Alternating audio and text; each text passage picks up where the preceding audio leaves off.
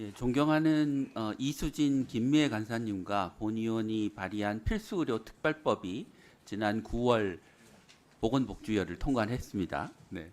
이 법은 이재명 정부의 핵심 국정과제인 지역 필수 공공의료를 성공시키기 위해서 꼭 필요한 법안입니다. 장관님, 기재부하고 필수의료 특별회계 협의가 잘 마무리돼 가고 있습니까? 네, 계속 논의하고 있고 그 특별회계로 신설하고 또 국가재정법까지 개정을 해야 돼서 그 일정에 대한 조율을 하고 있습니다. 네, 올 연내에 통과될 거라고 그거를 생각하시는 거죠? 목표로 지금 이제 국가재정법이 같이 개정이 돼야만 네, 되기 네. 때문에 기재위 쪽에서도 같이 해주셔야 돼서 그 부분을 기재부하고 같이 일정을 챙기고 있습니다. 네, 법 통과돼서 제대로 시행되려면 이게 실태조사가 먼저 이루어져야 됩니다. 네, 복지부의 실태조사가 이루어져야 복지부가 그걸 바탕으로 종합계획을 세우고 그 복지부 종합계획이 나와야 시도가 시행계획을 세울 수 있고 시도의 시행계획이 잘 세워져야 필수의료 특별회계의 소중한 예산이 제대로 쓰일 수 있습니다. 네, 그런데 지금 예산 반영이 안 돼 있는데요.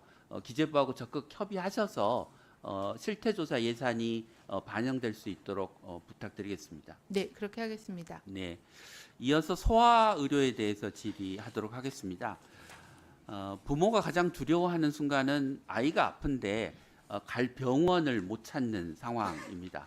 그런데 수년째 소아과 오픈런으로 불리는 부모들이 아이 아플 때 갈 병원을 못 찾는 일이 계속해서 반복되고 있는데요.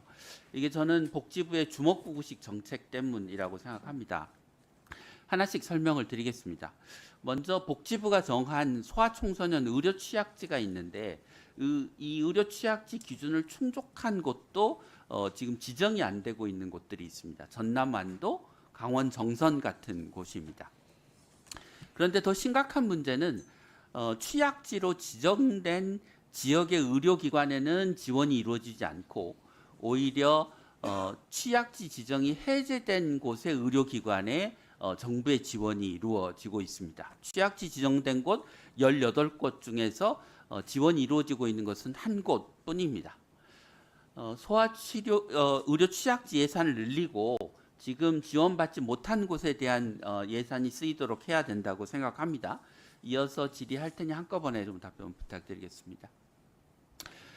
달빛 어린이병원 사업도 상황이 다르지 않습니다. 야간 주말에 소아 진료 공백을 해소하기 위한 사업인데 소아 외래의 자체 충족률, 그러니까 야간 주말 진료 공백이 적은 곳에는 달빛 어린이병원이 많이 지정되어 있고 야간 외래 공백이 심한 자체 충족률이 낮은 지역에는 달빛 어린이병원 지정률이 거의 낮거나 아예 없는 곳들이 다수입니다. 이 문제를 제가 작년 국감에서 지적했습니다. 그런데 다음 슬라이드 보시면 2025년에 신규 지정된 곳이 노란색 막대로 표현된 곳인데 역시 자체 충족률이 높은 곳이나 이 취약지라고 보기 어려운 곳에 대부분의 신규 지정이 이루고 있습니다. 그러니까 문제를 지적했는데 기존의 사업 방식을 고수하니까 문제 해결이 안 되는 것 같습니다.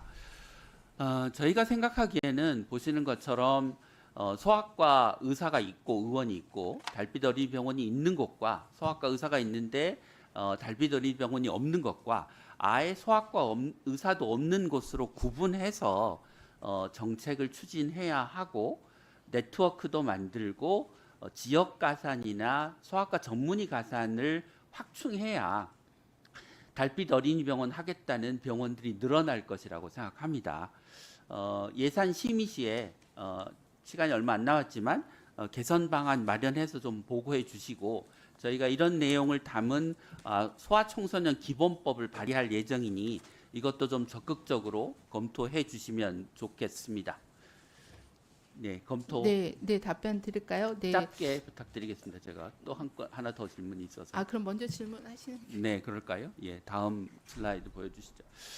오늘 AI와 관련된 질의들이 많았는데 이재명 대통령님 시정연설 중에서 공공 부분의 인공지능 도입을 확산하겠다고 하는 말씀을 하셨습니다.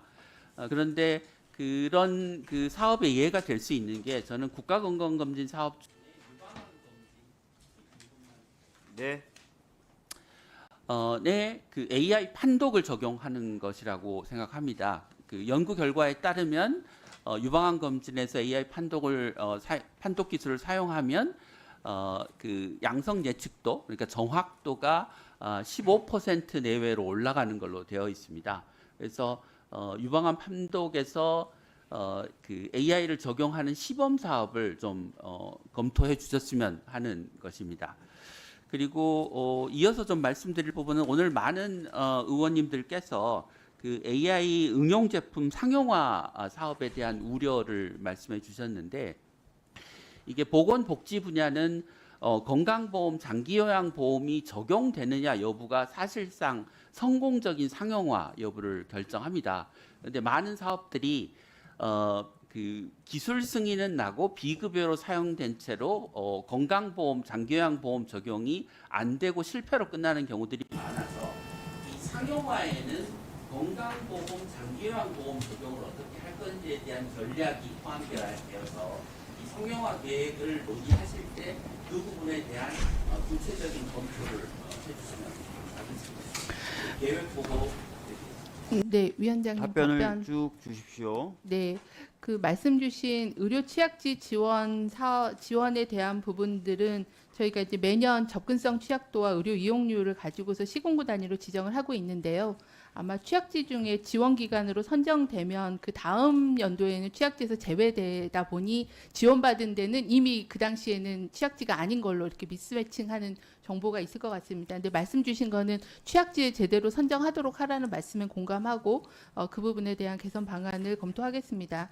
달빛 어린이병원도 확대가 필요한데 지역적인 분포의 격차가 좀 많습니다. 아마도 참여하려고 하는 병의원이 취약지에는 늦은 야간 시간까지 운영을 해도 환자 수에 따라서 수입이 결정되다 보니 아마 참여하는 의료기관에 제한이 좀 있는 것들이 수는 저희가 계산을 해봤더니 네.